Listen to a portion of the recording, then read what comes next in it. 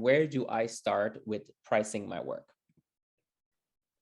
So first of all, we have to talk about emotions. We know that like art is really, especially when you start, you can get really attached to pieces, which isn't fine. At first, I did not want to let go of some pieces, but really don't let emotions get in the way of pricing your work.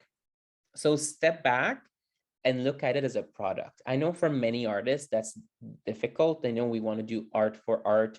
But when you go into territories where you sell your art, it becomes a product in a way. So you need to make sure that you look at it where you have the best word for it.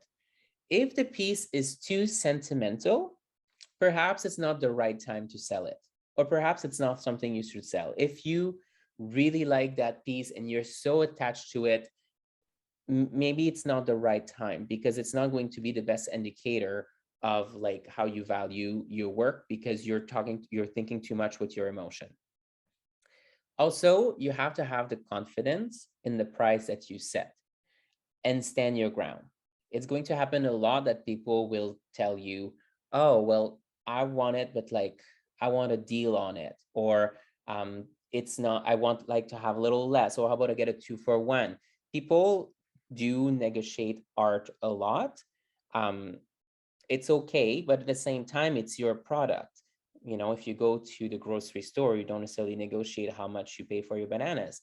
If you're selling your art, you need to stand your ground to the value of what it is, because that's good practice for you as well, because you're really building that brand and you're showing you're serious about your work. So don't let inner voices tell you that your work is not worth the price, or a customer try to convince you to lower the price. Here, the confidence is key. And that confidence is something that you build over time. And if a customer does not want to give you what you're hoping for, then perhaps it's not the right customer for you. So you need to make sure here that you're attracting a clientele that is willing to invest in you and believes in you, right? So you don't want to sell yourself short and become that person that people say, hey, go to that person, because if you convince them, they're going to lower your prices, right? So you need to really make sure that like you're standing your ground and that you know your value. So things to consider: look at the pricing of other artists who do similar work. You can ask them questions. It's totally okay to ask questions. You know, the worst thing that's going to happen is somebody's going to tell you, I don't want to tell you. So we all know the end, you know, the worst case scenario. Most of people will say, yeah, I'm going to talk to you about it. Go to local galleries and look at the pricing of the artwork. You can, once you make a decision on how much you want to sell it for, try to keep your prices similar in all of the locations that you're in. So let's say you are selling in galleries, but you're also selling in your own. It's good practice to have the same price, even though most likely the galleries or the shows will take a commission. That being said, the reason why I say so is because you are in a professional relationship with a gallery, because you're in a contract with them. So for a gallery, if you sell your work cheaper on your own than with them, then you're competing with the galleries. And the galleries will be, well, if people can get it for cheaper with you, there's no point in getting it from me. So you need to make sure that your standards are the same everywhere. So if you sell your pieces a certain price, keep it all even. Of course, sometimes there's going to be some fluctuation, but it cannot be drastic, because for your brand, it's going to make you look professional, steady, and it's going to show that you're trustworthy with the people that you're working with. But also the most important part of it in pricing your work is that you must keep track of all your expenses along the way. So anything from materials, rent, canvases, wrapping fees, transportation, anything that you've invested in the piece, you must keep your receipt first. You don't have to show your receipt to anybody, but for you, for your own income taxes as well later, because if you're starting to sell your work, you're becoming a small business, or you may start to have to pay income taxes on it. Is going to be good for your pricing, but also for your own taxes. So here's some formulas on how to price your work, having all of that in mind. There's no good and bad ways of doing it. There's your choice in what works best for you. But those formulas are, I would say, are there to help you make the best decision. And if people question why is your piece so expensive? Well, you can give them your rate, right? So then it's actually not anybody's business, give them your rate, but at the same time, it gives you something to rely on that is not emotional. It gives you something, a rational explanation if people question or ask why you're selling your price at that amount. So there's 3 different ways, and I'm going to go more into depth for all of them after. So the first one, because we've said in the inventory that we have to measure the art into inches, so you can do a square inch times a dollar amount.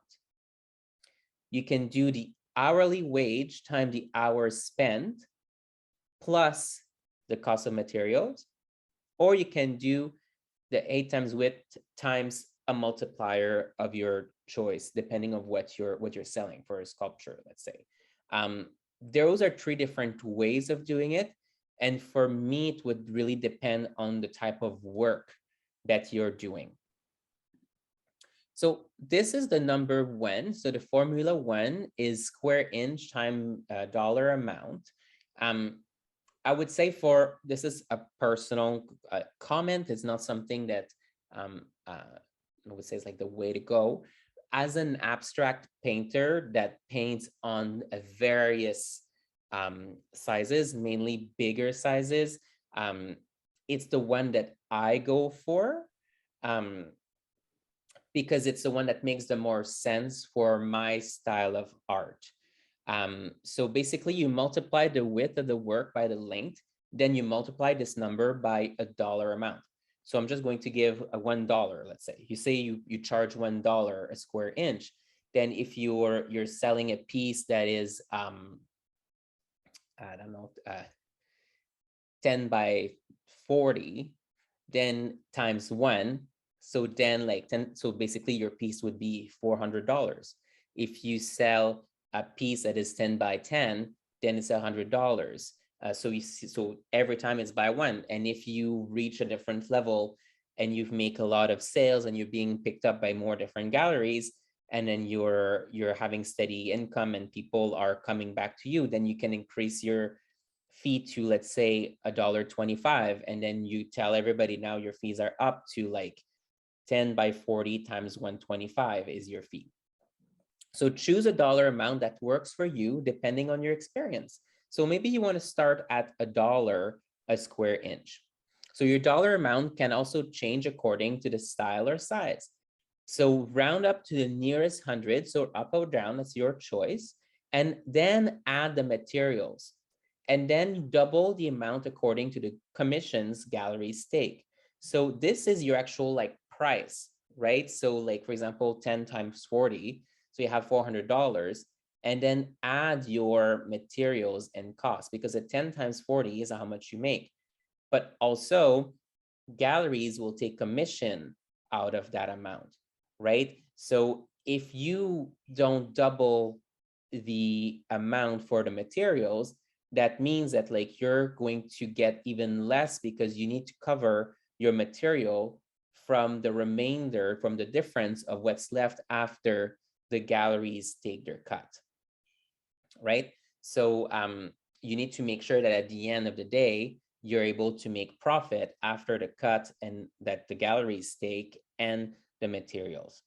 So make sure that you adjust your prices according to how much you want to make. So let's say I'm hoping to make $300 on my piece. So like by saying 10 is, and it's at 10 by 40, 10. So basically $400. I know this is roughly going to be a 25% cut. So then that works for me. If you're hoping to make more money, maybe you need to adjust your dollar amount. So maybe you'd better sell at 125 to make sure that you get the money that you get. But once you make that decision, stick to the same one.